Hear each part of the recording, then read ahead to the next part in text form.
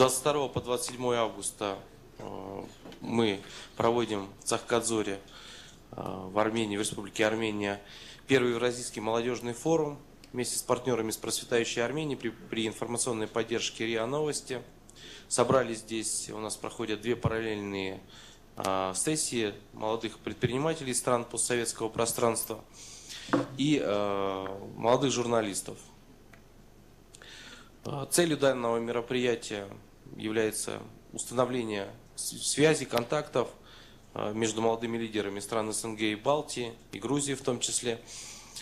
Молодые журналисты в ходе своей работы предложили новый формат сотрудничества, в частности, по итогам тех встреч и тех дискуссий, которые прошли на площадках данного форума, принято решение об организации Евразийской информационной лиги, которая в горизонтальном направлении, то есть во взаимодействии со всеми организациями, которые были представлены на форуме, это не только СМИ, но также и общественные организации, будут рассказывать в тех странах, где они представлены, о том, что хорошего несет идея евразийской интеграции, что хорошего, что нужного, какие выгоды получат те страны, которые выступят за евразийскую интеграцию.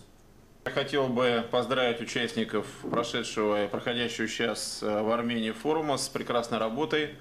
Медийная подсветка мероприятия, на мой взгляд, удалась. И, конечно, это заслуга организаторов и то, что удалось собрать достаточно представительный состав участников. Причем, как я понимаю, Порбл в значительной степени сделал на работу с молодыми журналистами и экспертами. И это и есть самая главная миссия, которую, на мой взгляд, сейчас нужно реализовывать. То есть сделать акценты и усилить те площадки, которые работают преимущественно именно с молодежью, готовят евразийских специалистов в сфере медиа, в сфере экспертной аналитической работы.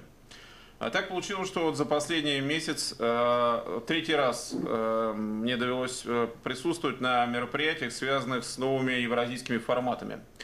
В МГИМО, на площадке этого одного из ведущих российских вузов страны, прошло мероприятие, связанное с созданием рабочей группы по формированию молодежного парламента.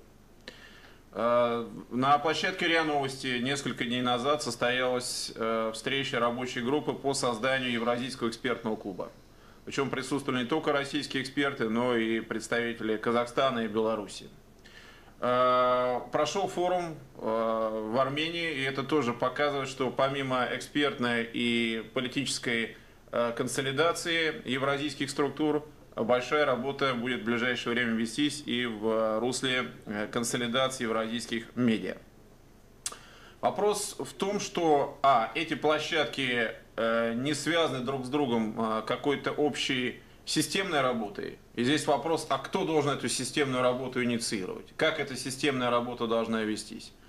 И вопрос второй, содержательная сторона проблемы. То есть можно научить технологически работать медиа в тематике евразийской идеи, но без контента, без содержательного наполнения этих проектов, я думаю, что они так и останутся, так сказать, хорошо сконструированными, но не наполненными реальной работой проектами.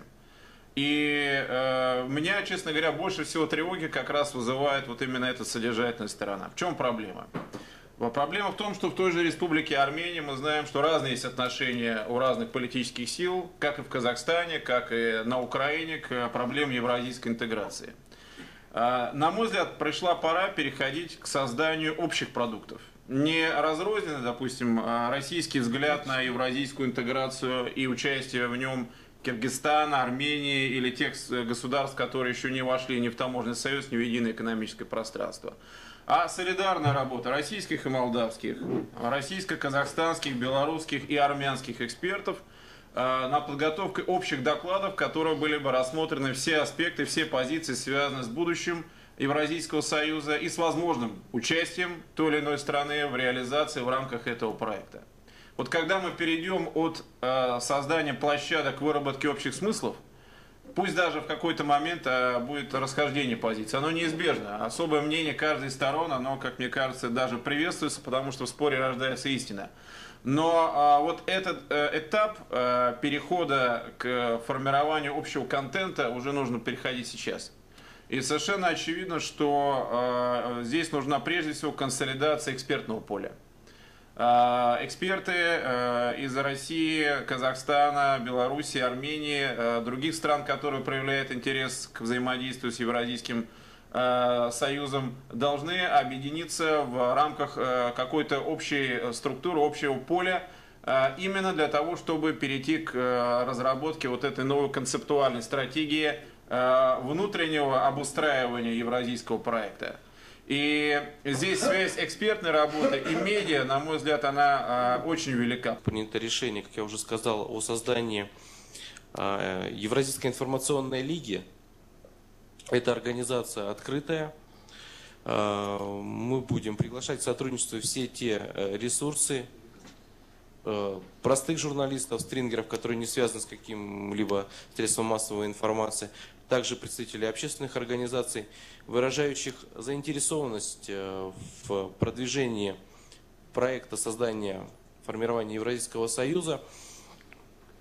Мы между собой договорились о том, что мы будем формировать для каждой республики бывшего постсоветского пространства некий информационный пакет, в котором мы будем объяснять и говорить о том, какие плюсы получит каждая из тех стран, которые изъявят желание вступить в Евразийский союз, преимущества.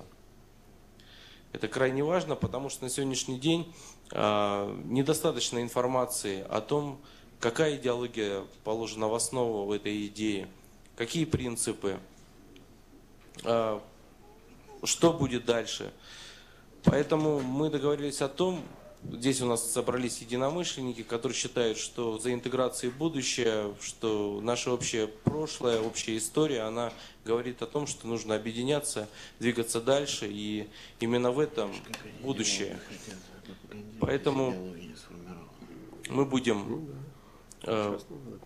сколько есть сил, сколько есть возможностей, сколько есть ресурсов, продвигать идею евразийской интеграции и объяснять обществам, гражданскому обществу всех стран постсоветского пространства, и не только постсоветского пространства, потому что ряд других стран тоже заявляют о том, что они были бы рады присоединиться к этому проекту.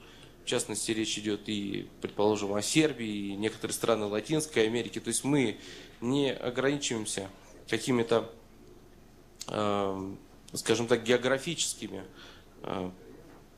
границами, потому что идея на самом деле, она очень интересная, она предлагает новый путь взаимодействия, в котором каждая из тех стран, которые изъявят желание участвовать в этом проекте, в этом процессе, получит определенные выгоды, получит определенные дивиденды, потому что Евразийский союз – это идея, которая создается на равноправных условиях, безусловно. Мы со своей стороны должны ее правильно преподнести, потому что этого, конечно, не хватает. Информационного сопровождения этого проекта на сегодняшний день как такового не существует. Именно поэтому мы собрали молодых журналистов и надеемся, что после создания Евразийской информационной лиги этот процесс будет налажен.